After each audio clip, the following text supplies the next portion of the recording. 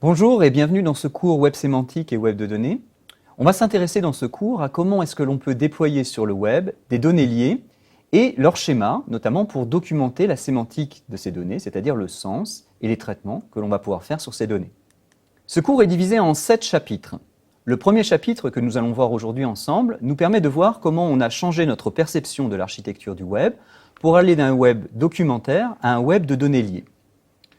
Dans les 2 chapitres suivants, nous allons voir respectivement le langage RDF qui nous présente les données et les représente et les échanges sur le web, et le langage Sparkle qui nous permet de les interroger et d'y accéder à distance. Puis nous verrons 2 autres langages, le langage RDFS qui nous permet de documenter de façon très légère les schémas de ces données, et le langage OWL qui nous permet de formaliser en logique ces schémas de façon plus poussée pour faire d'autres traitements. Nous verrons ensuite un certain nombre d'exemples de schémas qui utilisent ces standards et qui sont disponibles sur le web. Enfin, nous conclurons avec plus de standards qui nous permettent de nous intégrer aux autres facettes du web et de construire des applications complètes. Dans ce premier chapitre, nous allons voir comment nous sommes passés d'un web documentaire à un web de données. On va donc commencer par une brève histoire du web pour voir d'où nous venons. Je vous ramène en 1945, et plus précisément en juillet 1945, un mois avant que les bombes atomiques n'explosent, avec un grand monsieur qui s'appelle Vannevar Bush, qui écrit à l'époque un article qui s'intitule « As We May Think ». Dans cet article, Vannevar s'adresse à l'ensemble de la communauté scientifique en disant que le nombre de livres que les scientifiques ont à lire pour garder les connaissances dans leur domaine est énorme. Et il prévoit un moment où on ne pourra pas suivre cette explosion de nombre de livres. Il propose de considérer ce problème comme un problème scientifique en lui-même.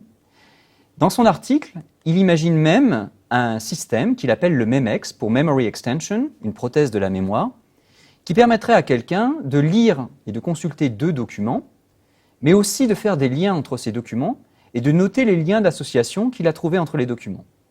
L'idée étant que si un jour cette personne revient sur l'un de ces documents, le système lui rappelle automatiquement l'autre document qui était lié, de façon à lui permettre de reprendre sa consultation là où il l'avait laissé.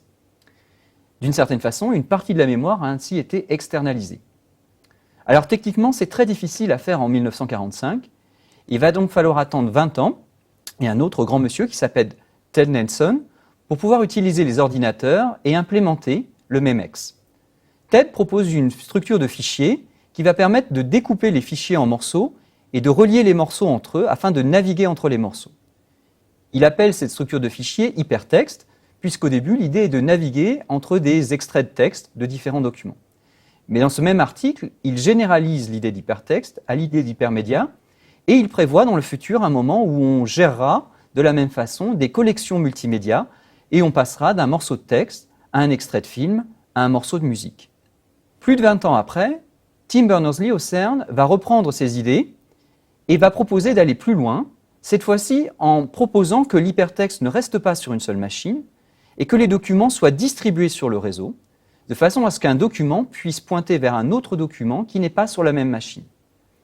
Tim va ainsi proposer un système de lien entre les documents qui n'est plus limité à un seul système, une seule machine, mais qui peut traverser le réseau, et il va inventer le web entre les années 89 et 90 dans un document qui s'appelle Information Management, a Proposal.